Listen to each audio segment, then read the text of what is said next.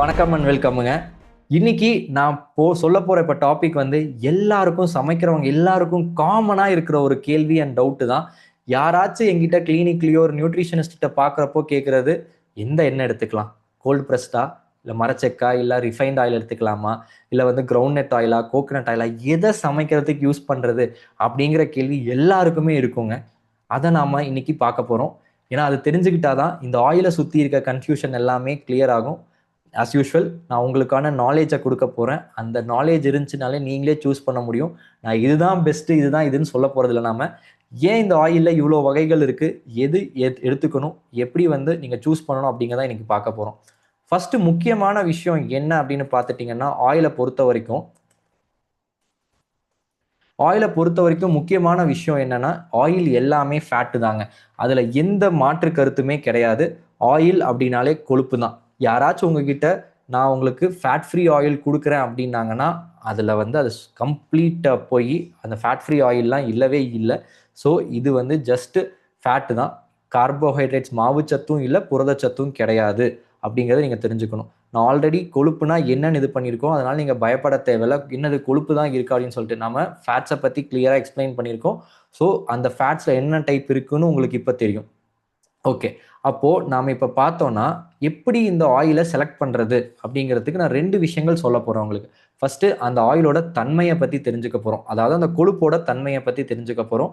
எந்த ஆயிலில் எந்த கொழுப்பு இருக்குது அப்படின்னு தெரிஞ்சுக்கிட்டோன்னா ஈஸியாக இருக்கும். ரெண்டாவது, எந்த அளவுக்கு அந்த ஆயில் வந்து இந்த ஹீட்டிங் ப்ராசஸை வித்ஸ்டாண்ட் பண்ணுது அப்படிங்கிறதையும் நீங்கள் புரிஞ்சுக்க போகிறீங்க. சரிங்களா? இந்த வித்ஸ்டாண்ட் பண்ணுற ப்ராசஸை பொறுத்து தான் நம்ம எந்த ஆயிலை டீப் ஃப்ரை பண்ணுறதுக்கு யூஸ் பண்ணலாம், எது வந்து மைல்டாக இருக்கிறதுக்கு யூஸ் பண்ணலாம் அப்படின்னு புரிஞ்சுப்பீங்க. ஸோ ஃபஸ்ட்டு ஃபேட்டில் வந்து 2 வகைகள் இருக்குது. அதே மாதிரி தான் குக்கிங் ஆயிலையும் அந்த உள்ளே இருக்கிற ஆயிலுக்குள்ளே எண்ணெய்க்குள்ளே இருக்கிற காம்பவுண்ட் பார்த்துட்டா அந்த கொழுப்பு சேச்சுரேட்டட் ஃபேட்டாக இருக்கும், அன்சேச்சுரேட்டட் ஃபேட்டாக 2ஆக பிரிக்கலாங்க.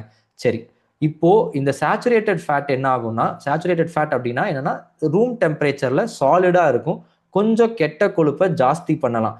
இது எங்க இருக்கும் அப்படின்னு என்ன, சேச்சுரேட்டட் ஃபேட் வந்து கோகனட் ஆயில்ல கொஞ்சம் இருக்குங்க. சரிங்களா? அதே வந்து அன்சாச்சுரேட் ஃபேட்டி ஆசிட்னு போனோம்னா அதோட ஸ்ட்ரக்சர்ல அந்த அன்சாச்சுரேட் ஃபேட்டி ஆசிட்ல mono unsaturated and poly unsaturated fatty ஆசிட்ஸ்ன்னு சொல்லுவோம். இந்த மோனோ அன்சாச்சுரேட்டட் ஃபேட்டி ஆசிட் ஹார்ட்டுக்கு நல்லது, குக்கிங்க்கு ஸ்டேபிளாகவும் இருக்கும். இது எந்த ஆயிலில் இருக்குன்னு கேட்டிங்கன்னா, ஆலிவ் ஆயில்லையும் கிரவுண்ட் ஆயில்லையும் இருக்குங்க. ஓகே, அதே மாதிரி பாலி அன்சாச்சுரேட் ஃபேட்டி ஆசிட்ல ஒமேகா 3 ஒமேகா 6 இதெல்லாமே இருக்கு. இந்த ஒமேகா 3 ஒமேகா 6 வந்து நம்ம உடம்புல கரெக்டான அளவுல இருக்கணும். பேலன்ஸ் மிஸ் ஆச்சுன்னா இன்ஃப்ளமேஷன் வரதுக்கு சான்ஸ் இருக்கு. இந்த ஒமேகா 6 வந்து அதிகமா இருக்கக்கூடிய என்னன்னு பார்த்துக்கிட்டிங்கன்னா சன்ஃப்ளவர் ஆயில்ல இருக்கு. ஒமேகா 3 வந்து ஃபிளாக்ஸீட் ஆயில்ல இருக்குங்க. ஸோ இதெல்லாம் தான் வெவ்வேறு ஆயிலில் என்னென்ன டைப் ஆஃப் ஃபேட்ஸ் கொஞ்சம் இருக்குது அப்படிங்கிறத நம்ம இங்கே பார்த்துருக்கோம். ஓகே, அப்போது நீங்கள் இப்போ ஆயில் சூஸ் பண்ணும்போது என்ன தெரிஞ்சுக்கணும், என்ன இருக்கணும் அந்த ஆயிலில், இந்த 3 இதை வச்சு சேச்சுரேட்டட் அன்சாச்சுரேட் ஃபேட்ஸை வச்சு சொல்லும்போது நம்மளோட ஆயிலில் முடிஞ்ச வரைக்கும் கம்மியான சேச்சுரேட்டட் ஃபேட் இருக்கணும், நிறையா நல்ல அளவில் மோனோ அன்சாச்சுரேட் ஃபேட்டி ஆசிட் இருக்கணும், 3ஆவதாக வந்து பேலன்ஸ்டான பாலி அன்சாச்சுரேட் ஃபேட்டி ஆசிட்ஸ் இருக்கணும். இதுதாங்க ஃபஸ்ட்டு இது நீங்கள் டிசைட் பண்ண வேண்டியது.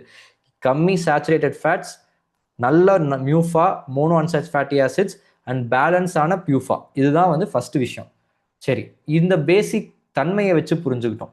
இன்னொரு விஷயம் நம்ம ஊரில் எல்லாருக்குமே காமனாக இருக்கிறது ரிஃபைன்ட் ஆயில் இல்லை கோல்டு ப்ரெஸ்ட் ஆயிலா எது எடுத்துக்கிறது அப்படின்னு சொல்லிட்டு எல்லாருக்குமே இருக்கும். அதில் தான் வகைகள் பல ஆலிவ் ஆயில் பெட்டரா, கிரவுண்ட் கோகனட்டா, சன்ஃப்ளவரா அப்படிங்கிறதுக்கு வரேன். அந்த இதில் வந்து நெக்ஸ்ட் நீங்கள் டிசைட் பண்ண வேண்டியது கோல்டு ப்ரெஸ்ட் பெட்டரா இல்லை இந்த ரிஃபைன்டு பெட்டரா அப்படிங்கிற டவுட்டு எல்லாருக்குமே இருக்குது.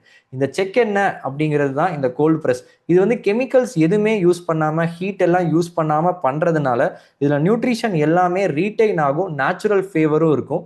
கொஞ்சமாக வந்து அந்த நேச்சுரல் ஃப்ளேவர் இருக்கனால ஒரு ரா ஸ்மெல் வரலாம். அந்த மாதிரி ஸ்மெல் வந்தாதான் அது ஒரு ஒரிஜினல் ஃப்ளேவருங்க. ஸோ அதனால அதை நீங்கள் வரி பண்ண தேவையில்லை. பட் இதில் என்ன ஒரே ஒரு இதுன்னா, இது சமைக்கும் போது ஹை ஹீட், நான் சொன்னேன் பார்த்தீங்களா, இந்த கோல்ட் ப்ரெஸ்ட் ஆயில் வந்து ஹை ஹீட்டுக்கு தாங்காது, செட் ஆகாது, ஸ்ட்ரக்சர் மாறிடும். நீங்கள் ரொம்ப வந்து ஃப்ரை பண்ணுறதுக்கு இதை யூஸ் பண்ணுறீங்க அப்படின்னா ஹை ஹீட்டில் ஃப்ரை பண்ணும்போது இது அந்த அளவுக்கு செட் ஆகாது. அதுக்கு யூஸ் பண்ணாமல் லோ ஹீட்டில் நீங்கள் தாளிக்கிறதுக்கு, சாலட் யூஸ் பண்ணுறதுக்கு, மிக்ஸ் பண்ணுறதுக்கு எல்லாத்துக்குமே இந்த கோல்ட் ப்ரெஸ் ஆயிலை யூஸ் பண்ணிக்கலாம். அதே வந்து இப்போ ரிஃபைன்ட் ஆயில், நம்ம ஊர்ல இருக்க பேச்சு என்னன்னா ரிஃபைன்ட் ஆயில் வந்து ஹெல்த்தி கிடையாது, ஏன்னா கெமிக்கல்ஸை வச்சு ப்ரிப்பேர் பண்றாங்க. எஸ், கெமிக்கல்ஸை வச்சு ஹெக்ஸேன் மாதிரியான கெமிக்கல்ஸை வச்சு தான் இது பண்றாங்க. ஹை ஹீட்ல கெமிக்கல்ஸை வச்சு இது பண்றதுனால நியூட்ரியன்ட் லாஸ் ஆயிடும், ஹார்ம்ஃபுல் காம்பவுண்ட்ஸ் எல்லாமே இருக்கும் அப்படின்னு சொல்லிட்டு நிறைய ஒரு இது இருக்கு. பட் கரெக்டு தான், பாதி கரெக்டு பாதி இதுதான். ஹை ஹீட்ல கெமிக்கலை வச்சு தான் ப்ரிப்பேர் பண்றோம். அப்படி ப்ரிப்பேர் பண்றதுனால எந்த நியூட்ரியன்ஸும் இருக்காது தாங்க. அதுக்காக வந்து ஹார்ம்ஃபுல் கெமிக்கல் இருக்குமான்னு கேட்டால் அந்த அளவுக்கு பெர்சன்டேஜில் இருக்காது. ஸோ ஃபர்ஸ்ட் பார்ட் நீங்கள் தெரிஞ்சுக்க வேண்டியது. சரி, நியூட்ரியன்ஸ் இருக்காதுல்ல டாக்டர் அப்படின்னு நீங்கள் கேட்குறது அண்டர்ஸ்டாண்டபிள். இந்த கம்பேர் பண்ணும்போது கோல்ட் ப்ரெஸ்க்கும் ரிஃபைண்டுக்கும் நியூட்ரியன்ஸ் டிஃப்ரென்ஸ் வருதுல்ல அப்படின்னு கேட்குறீங்க. அங்கே தான் வந்து நம்ம கவர்மெண்ட் ஆக்ஷன் எடுத்திருக்காங்க. இதை ரியலைஸ் பண்ணதுக்கப்புறம் என்ன பண்ணாங்க, 2020 கோவிடுக்கு அப்புறம் ஓகே நியூட்ரிஷன் நம்ம எல்லாருக்கும் கொடுத்தாகணுங்கிறதுக்காக என்ன பண்ணிட்டாங்க, இந்த ரிஃபைன்ட் ஆயில்லையுமே வந்து 2020 கவர்மெண்ட் வந்து எல்லா ஆயில்ஸ்லையும் விட்டமின் ஏவையும் விட்டமின் டியும் ஃபோர்ட்டிஃபை பண்ணி கொடுக்கணும், அதாவது ஆட் பண்ணி கொடுக்கணும். இந்த 2 விட்டமினுமே ஃபேட் சாலுபிள் விட்டமினுங்க, ஏவும் சரி டியும் சரி ஃபேட் சாலுபிள் விட்டமின். ஸோ இந்த ஆயிலில் மிக்ஸ் பண்ணும்போது ஸ்டேபிளாக இருக்கும், நம்ம சாப்பிட்டதுக்கப்புறம் நம்மளுக்கு இந்த விட்டமினும் கிடைக்கும். ஸோ இதனால இது பண்ணும்போது நம்மளால வந்து இந்த ரிஃபைன்ட் ஆயிலிருந்தே விட்டமின் சத்தும் நியூட்ரியன் சத்தும் ரீடைன் ஆகுது. ஸோ இந்த ரிஃபைன்ட் ஆயில் ஹை ஹீட்ல இது பண்றதுனால டீப் ஃப்ரை பண்றதுக்கு எல்லாத்துக்குமே பெர்ஃபெக்ட் சாய்ஸ்.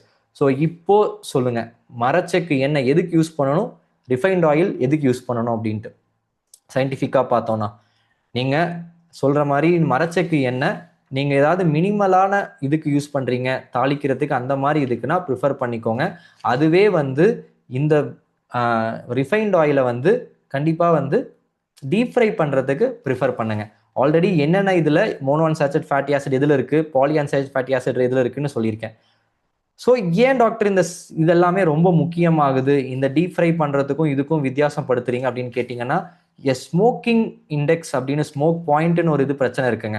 எல்லா ஆயிலுக்குமே வந்து ஒவ்வொரு ஆயிலுக்கும் ஒவ்வொரு ஹீட்டில் வந்து தன்மை மாறக்கூடும். அந்த ஹீட் பாயிண்ட்டுக்கு மேலே, டெம்பரேச்சருக்கு மேலே அது வந்து மாறி டாக்ஸிக் காம்பவுண்டை கொடுக்க ஆரம்பிச்சிடும். சரிங்களா, அங்கே தான் வந்து அதனால தான் வந்து ஹை ஸ்மோக் பாயிண்ட் இருக்கிற எண்ணெய்களை நாம் வந்து ஃப்ரையிங்க்கு யூஸ் பண்ணணும், டீப் ஃப்ரை பண்ணுறதுக்கு இதுக்கு எல்லாத்துக்கும். அப்படி பார்த்துட்டோன்னா இந்த safflower oil, sunflower oil, coconut oil இதெல்லாமே டீப் ஃப்ரை பண்ணுறதுக்கு ஹீட்டை வித்ஸ்டாண்ட் பண்ணி நிற்கக்கூடுங்க. சரிங்களா, ஃபார் எக்ஸாம்பிள் ரிஃபைன் பண்ண coconut, groundnut oil, sunflower oil இதெல்லாமே வந்து நீங்கள் தைரியமாக வந்து டீப் ஃப்ரை பண்ணுறதுக்கு யூஸ் பண்ணலாம். நான் முன்னாடியே சொன்னேன், கோகனட் ஆயிலில் கொஞ்சம் சேச்சுரேட்டட் ஃபேட்ஸ் இருக்குது. ஸோ ரிஃபைன்ட் ஆயில் என்ன யூஸ் பண்ணலாம், டீப் ஃப்ரை பண்ணுறதுக்கு யூஸ் பண்ணலாம் அப்படின்ட்டு. சரி, இதே வந்து அந்த நோ ஹீட்டு, கம்மியான ஹீட்டில் இருக்க ஆயில் எல்லாத்தையும் நீங்கள் கொண்டு போயிட்டு நான் டீப் ஃப்ரை பண்ணுவேன் அப்படின்னீங்கன்னா யூஸ் ஆகாது. அதனால தான் வந்து நான் மரச்செக்கு எண்ணெயை வந்து இதுக்கு யூஸ் பண்ணாதீங்க அப்படின்னு சொன்னது. லோ ஹீட் இருக்கிறது எல்லாமே வந்து ஜென்டில் ஃப்ரை இது பண்ணுக்கு தான் யூஸ் பண்ணணும். அதே பேக்கிங்க்கு மீடியம் ஸ்மோக் பாயிண்ட் இருக்கிற ஆயில்ஸை நீங்கள் யூஸ் பண்ணலாங்க. ஸோ டீப் ஃப்ரை பண்ணுறதுக்கு ஹை ஸ்மோக் பாயிண்ட் இருக்கணும், ரிஃபைன் கிரவுண்ட்நட் ஆயில், ரைஸ் பிரான் ஆயில் இதெல்லாமே யூஸ் பண்ணலாம். பொரியல் இதுக்கு கோகனட் ஆயில் இல்லை, ஐ மீன் கோல்ட் ப்ரெஸ் ஆயில், அது கிரவுண்ட்நட் இதாக இருக்கலாம், இல்லை கோகனட் ஆயிலாக இருக்கலாம், எள்ளெண்ணெயாக இருக்கலாம், இது எல்லாத்துக்கும். சாலட் ட்ரெஸ்ஸிங்க்கு எதுவுமே யோசிக்காம ஆலிவ் ஆயில் பெஸ்ட்டு. நிறைய பேர் ஆலிவ் ஆயில்னு சொல்லிட்டு இருக்கீங்க, அது ஆலிவ் ஆயில் யூஸ் பண்ணலாம், ஃப்ளாக்ஸீட் ஆயில் இது எல்லாமே யூஸ் பண்ணலாம். ஸோ இப்போ புரிஞ்சிருக்கும்னு நினைக்கிறேன் எந்த எண்ணெய் எப்படி டிசைட் பண்ணுவீங்க அப்படின்ட்டு. ஓகே, அகெயின் நான் சொன்னதே தான், டீப் ஃப்ரை பண்ணுறதுக்கு ஹை ஸ்மோக் பாயிண்ட் இருக்கணும், ரிஃபைன் கோகனட் ஆயில், ரைஸ் பிரான் ஆயில் இதெல்லாம் ஓகே. பொரியல் இல்லை தோசை இதுக்கெல்லாம் கோல்ட் ப்ரெஸ் ஆயில், அதில் கிரவுண்ட்நட் ஆயில், கோகனட் ஆயில் இதெல்லாமே நீங்கள் யூஸ் பண்ணலாங்க. சாலடுக்கு எக்ஸ்ட்ரா வர்ஜின் ஆயில் இல்லை ஃப்ளாக்ஸீட் ஆயில் யூஸ் பண்ணிக்கோங்க.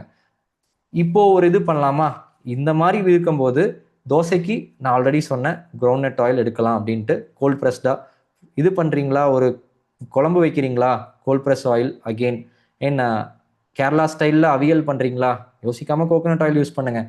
பொரிக்க போகிறீங்களோ அப்பளத்தை, ரிஃபைன் சன்ஃப்ளவர் ஆயில் தாங்க. சாலட் ட்ரெஸ்ஸிங்கா, ஆலிவ் ஆயிலில் ஃப்ளாக்ஸீட் ஆயில். ஸோ ஓரளவுக்கு நான் ஆயில் சூஸ் பண்ணி கொடுத்துருக்கேன், என்ன ரீசன்னு சொல்லிட்டேன், இதுவும் சொல்லியிருக்கேன். அதுக்கேற்ற மாதிரி நீங்கள் இது பண்ணிக்கலாம். நம்ம இதில் காமனாக ஒரு விஷயம் இருக்குது, கோகனட் ஆயில் எடுத்துக்கிட்டால் எனக்கு கொலஸ்ட்ரால் ரைஸ் ஆகிடும் அப்படின்ட்டு. மாடரேஷனில் யூஸ் பண்ணுங்கள், அளவாக யூஸ் பண்ணுங்கள். பிரச்சனை கிடையாது. ரெண்டாவது, ஆலிவ் ஆயிலை ஹீட் பண்ணாமல் ஹீட் பண்ணக்கூடாது அப்படிங்கிற ஒரு இதுவுமே இருக்குது. எஸ், எக்ஸ்ட்ரா வெர்ஜினாக இருந்தால் ஹீட் பண்ணாதீங்க. முடிஞ்ச வரைக்கும் ஆலிவ் ஆயிலெல்லாம் வந்து சாலட் ட்ரெஸ்ஸிங் அந்த மாதிரி இது பண்ணாதாங்க, ராவாக யூஸ் பண்ணாதாங்க இது ஹீட் பண்ணால் அந்த அளவுக்கு பெருசாக இதாகாது. அதனால தான் வந்து ஹீட் பண்ணக்கூடாது. பிகாஸ் ஆலிவ் ஆயிலோட எஃபெக்ட் தன்மையே வந்து லோ ஸ்மோக் பாயிண்ட், அந்த மீடியமான ஸ்மோக் பாயிண்ட் தான். ஸோ சாலட் ட்ரெஸ்ஸிங்க்கு யூஸ்ஃபுல் இதுதான்.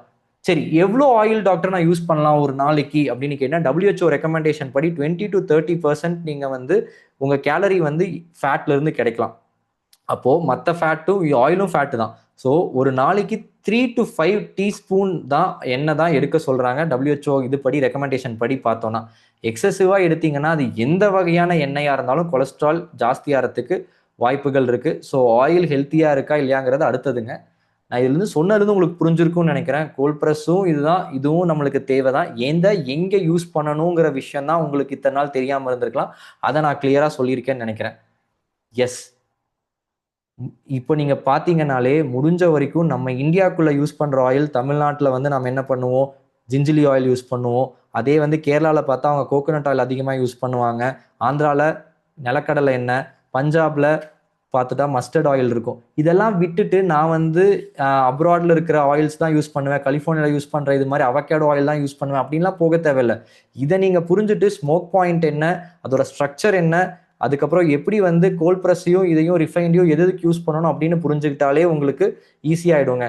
இனிமேல் யாராச்சும் வந்து உங்ககிட்ட என்ன யூஸ் பண்ணுறீங்கன்னு கேட்டால் கான்ஃபிடென்ட்டாக இதுதான் யூஸ் பண்ணுறேன், இந்த காரணத்தினால தான் யூஸ் பண்ணுறேன், நான் அதை பற்றி ஃபுல்லாக ரிசர்ச் பண்ணி தெரிஞ்சுக்கிட்டேன் அப்படின்னு கான்ஃபிடென்ட்டாக சொல்லுங்கள். ஸோ என்னென்ன ஃபைனலாக லேர்ன் பண்ணிட்டீங்க அப்படிங்கிறத கமெண்ட்டில் சொல்லிட்டு போங்க. இன்னொரு வீடியோவில் சந்திக்கலாம். நன்றி.